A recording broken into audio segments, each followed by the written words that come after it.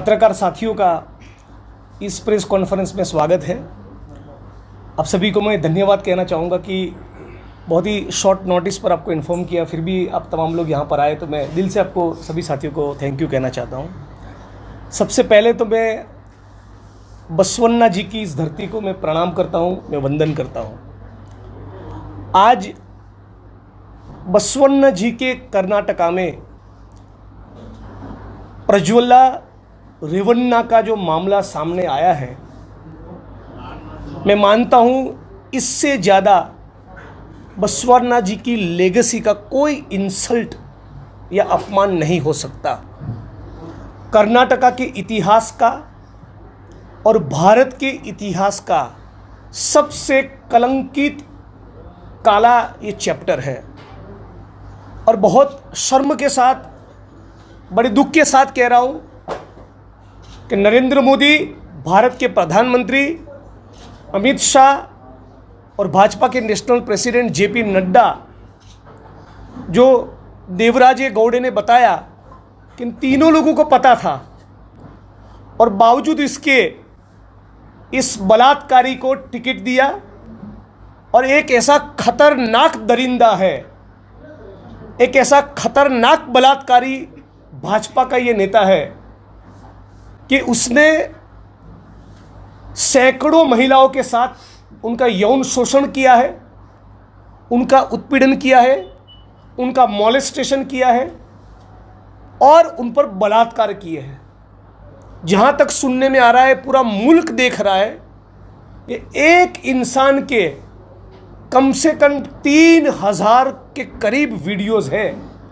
2800 2900 videos आज पूरे कर्नाटका में, पूरे देश में उसके सर्कुलेशन में है। मतलब कि आरएसएस और बीजेपी का यही वास्तविक चरित्र है। दिल्ली की सड़कों पर बलात्कार की कंप्लेन लेकर हमारी एथलीट बहनें 100 दिन तक बैठी रही। पूरी आरएसएस खामोश रही, पूरा बीजेपी खामोश रहा, और prime minister of India Narendra Modi जो हर रोज़ भारत माता की जय का नारा लगाते हैं, वो उस बच्चियों को, हमारी बेटियों को पूछने तक नहीं गए, उनका हाल जानने की कोशिश नहीं की। गुजरात में बिल्किस बानू नाम की एक प्रेग्नेंट बेटी, उसके ऊपर बलात्कार हुआ, सामूहिक बलात्कार हुआ। उसके आंखों के सामने उसके परिवार के 11 लोगों का खून हुआ। 3 साल की बच्ची को मार दिया। मामला सुप्रीम कोर्ट में गया। सुप्रीम कोर्ट ने कहा कि इन तमाम आरोपियों को, तमाम रेपिस्टों को आजीवन कारावास। मोदी की, आरएसएस की, भाजपा की गुजरात सरकार ने सभी बलात्कार करने वाले लोगों को जेल से छोड़ दिया, उनका स्वागत सम्मान किया, अबील गुलाल उड़ाया, ढोल नगाड़े बजाए, उनको शाल पहनाई और मिठाई बांटी, मानो वो बलात्कारी कोई राष्ट्रपति का मेडल जीत कर आए हो। ये आरएसएस और बीजेपी का वास्तविक चरित्र है। मणिपुर के अंदर महिलाओं को नग्न करके पूरे देश के सामने घुमाया गया, फिर भी प्रधानमंत्री जो मंगलसूत्र का म बोलते हैं, वो मणिपुर का म नहीं बोल पाए। हमारी आंखों के सामने आप सोचिए, पूरी दुनिया इसको किस प्रकार से देखती होगी। पूरी दुनिया देख रही कि हिंदुस्तान के मणिपुर के अंदर महिलाओं को नग्न करके घुमाया जा रहा है, और देश का प्रधानमंत्री एक शब्द बोलने को तैयार नहीं है। हाथरस की बेटी, दलित समाज की बेटी, उसके ऊपर बलात्कार हुआ, उसका खून हुआ, और उसका डेड बॉडी उसके परिवार को, लोगों को देने के बजाय पेट्रोल डालकर रात के 12-1-2 बजे उसकी बॉडी का अंतिम संस्कार कर दिया। उसके परिवार के लोग उसके अंतिम दर्शन तक नहीं कर पाए। मेघालय भारतीय जनता पार्टी का उपाध्यक्ष पकड़ा गया। क्या चला रहा था? पूरा एक रिसोर्ट चला रहा था। आरएसएस और बीजेपी के लोग रंगरेलियां मनाए। आरएसएस और बीजेपी के लोगों के सेक्सुअल प्लेजर्स के लिए पूरा मेघालय में रिसोर्ट चला रहा था। और जब हमारी जांच एजेंसियों ने वहां पर छापा मारा, गिरफ्तारियां की, तो पता चला कि 18 साल से कम उम्र की 6 बच्चियां वहां पर पाई गई। मतलब कि आरएसएस और बीजेपी के लोग मेघालय में इस देश की बेटियों के साथ बलात्कार करते थे। और पूरे आरएसएस और बीजेपी के लोग इस मामले में एक फार्म हाउस और रिसोर्ट खड़ा किया था। और अभी ये प्रज्वला रेवन्ना का मामला जो आया है, पूरी दुनिया के सामने भारत की आबरू को नीलाम किया है, हमारे देश की अस्मिता और गौरव को खंडित किया है, पूरी भारत भूमि को लज्जित किया है। मैं कहना चाहूँगा, भारत की सभी जाति और धर्म की बेटी हमारे लिए भारत माता है। वो हाथरस की बेटी हो, वो भी भारत माता है। हिंदू की बेटी हो, मुसलमान की बेटी हो, सिख की बेटी हो, ईसाई की बेटी हो, पारसी हो, दलित हो, आदिवासी हो, ओबीसी हो, वो सभी भारत माता है।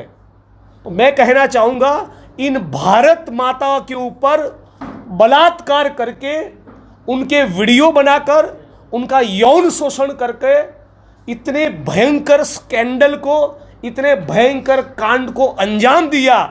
और इस रैकेट, इस स्कैम, इस सेक्स कांड के बारे में प्राइम मिनिस्टर ऑफ इंडिया को पता था, गृह मंत्री अमित शाह को पता था, जेपी नड्डा को पता था, जेडीएस बीजेपी को पता था, भाजपा जेडीएस के लोगों जिनको टिकट चाहिए थी, उन्होंने बोला था कि इस प्रकार की सीढ़ी हमारे पास पड़ी है, आप उसको टिकट मत दीजिए।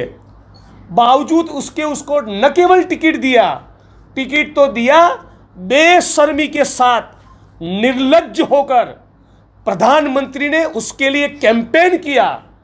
तो जो बलात्कारी है, जो मॉलेस्टर है, जिसके खिलाफ इतने संगीन इल्जाम है, जिसकी 3000 के करीब सेक्स के वीडियोस हैं, उसके कैरेक्टर के बारे में तो पूरा हिंदुस्तान समझ गया।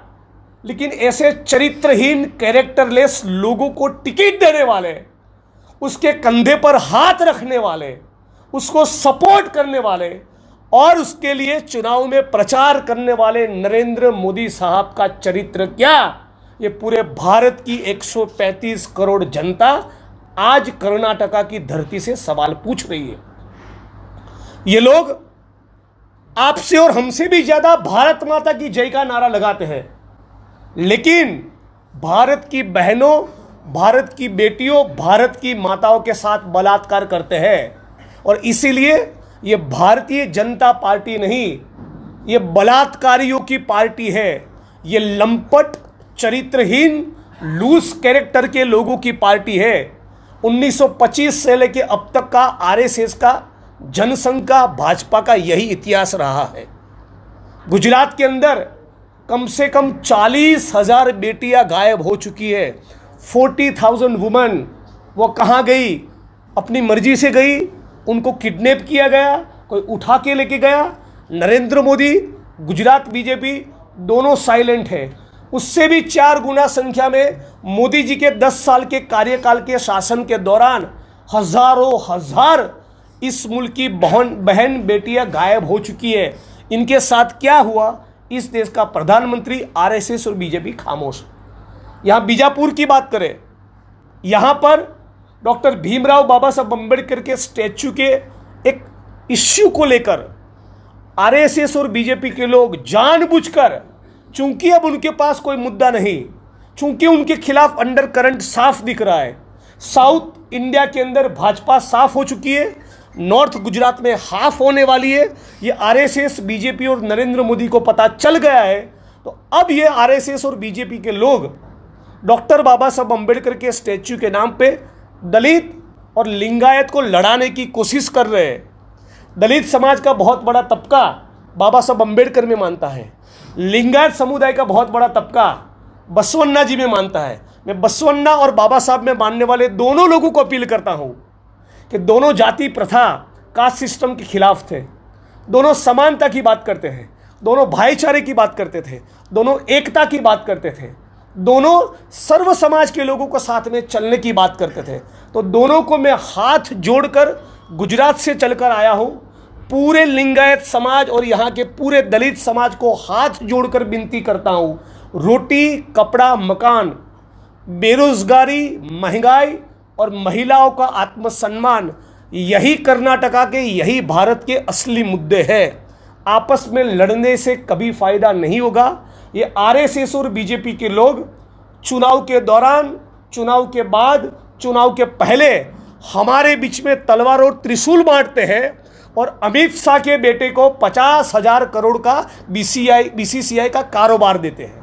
वो अपने साधु भाई और बहनोई को करोड़ों के बोल रहे। हमारे चैनल बहुजन दस्तक को लाइक, शेयर, सब्सक्राइब देखना मत भूलिएगा। जय भीम, जय भारत, जय संविधान, नमो बुद्धाय। धन्यवाद। चैनल आर्थिक समस्या से गुजर रहा है।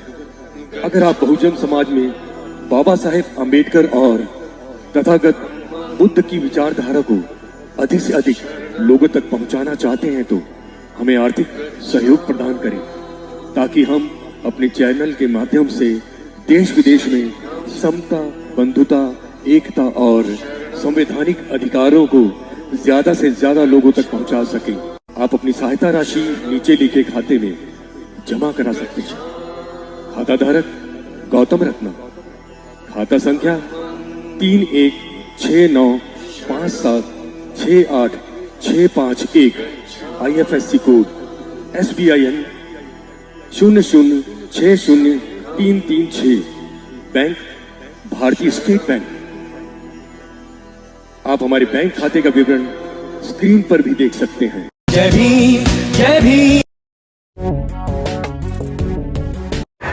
मैं गौतम रत्ना आपका बहुजन फिल्म प्रोडक्शन में स्वागत करता हूं और आप हमारे प्रोडक्शन हाउस के अंदर अपना कैरियर बना सकते हैं as a film director, as a producer and actor and actress and editor and cinematographer also.